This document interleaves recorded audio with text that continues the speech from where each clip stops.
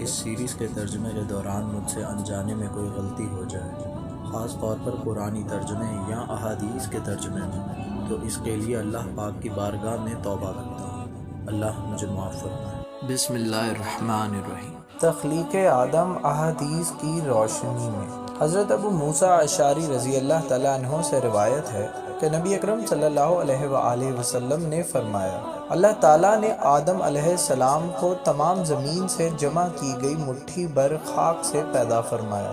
آدم علیہ السلام کی اولاد بھی طرح طرح کی مٹی کے مطابق پیدا ہوا، ان میں سفید فام بھی ہیں، سرخ بھی اور سیاہ فام بھی، اور ان کے درمیانی رنگوں کے بھی، اسی طرح نیک اور بد، نرم اور سخت طبیعت اور درمیانی طبیعت والے بھی۔ اللہ تعالیٰ نے آدم علیہ السلام کو اپنے ہاتھ سے پیدا فرمایا تاکہ ابلیس آپ علیہ السلام سے بڑائی کا دعویٰ نہ کرے، چنانچہ اس نے آپ کو انسانی صورت میں پیدا فرمایا۔ آپ جمعہ کے دن، جس کی مقدار 40 سال تک تھی، مٹی کے بنے ہوئے ایک جسم کی صورت میں پڑے رہے۔ فرشتے پاس سے گزرتے تھے تو اس جسم کو دیکھ کر ڈر جاتے تھے۔ ابلیس سب سے زیادہ خوفزدہ تھا۔ وہ گزرتے وقت اسے ضرب لگاتا تو جسم سے اس طرح آواز آتی جس طرح مٹی کے بنے ہوئے برتن سے کوئی چیز ٹکرائے تو آواز آتی ہے۔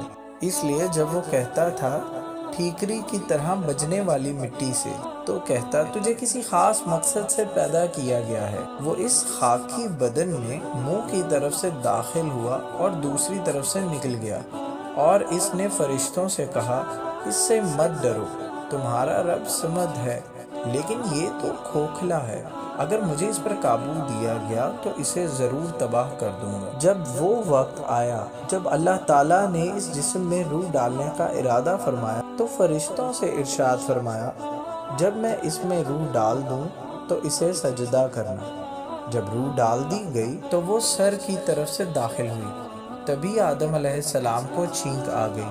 فرشتوں نے کہا، کہیے الحمدللہ، سب تعریفیں اللہ ہی کے لیے ہیں۔ انہوں نے فرمایا الحمدللہ۔ پھر اللہ نے فرمایا، تیرے رب نے تجھ پر رحمت فرمائی۔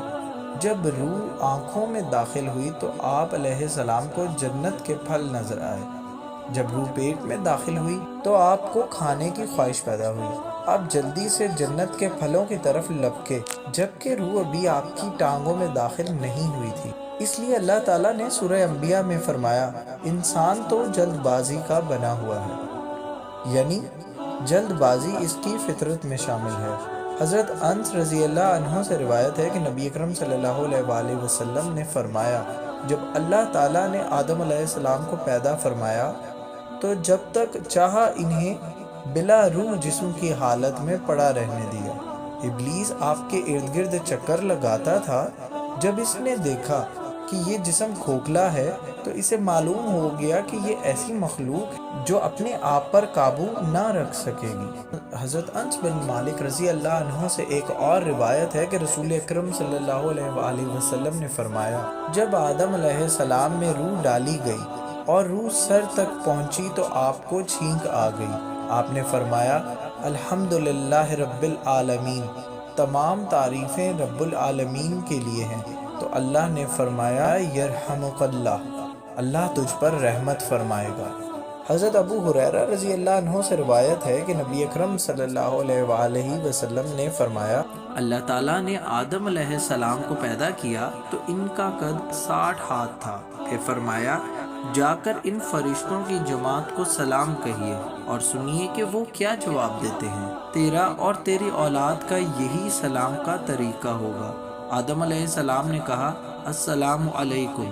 فرشتوں نے کہا، السلام علیکم ورحمۃ اللہ، یعنی جواب میں رحمت اللہ کا اضافہ ہو گیا۔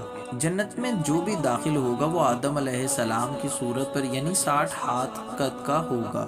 اس کے بعد اب تک مخلوق کے قد کاٹ میں کمی ہوتی آئی ہے۔ حضرت ابو ہریرہ رضی اللہ عنہ سے مروی ہے کہ رسول اکرم صلی اللہ علیہ وآلہ وسلم نے فرمایا، بہترین دن جس میں سورج طلوع ہوتا ہے وہ جمعہ کا دن ہے۔ اس دن آدم علیہ السلام کو پیدا کیا گیا۔ اس دن انہیں جنت میں داخل کیا گیا۔ اس دن انہیں اس سے نکالا گیا اور اسی دن قیامت قائم ہوگی۔ حضرت ابو ہریرہ رضی اللہ عنہ بیان کرتے ہیں کہ آدم علیہ السلام جمعہ کے دن آخری گھڑی میں پیدا کیے گئے۔ مزید معلوماتی ویڈیوز کے لیے ہمارے چینل کو سبسکرائب کریں اور بیل آئیکن پر کلک کریں۔ شکریہ۔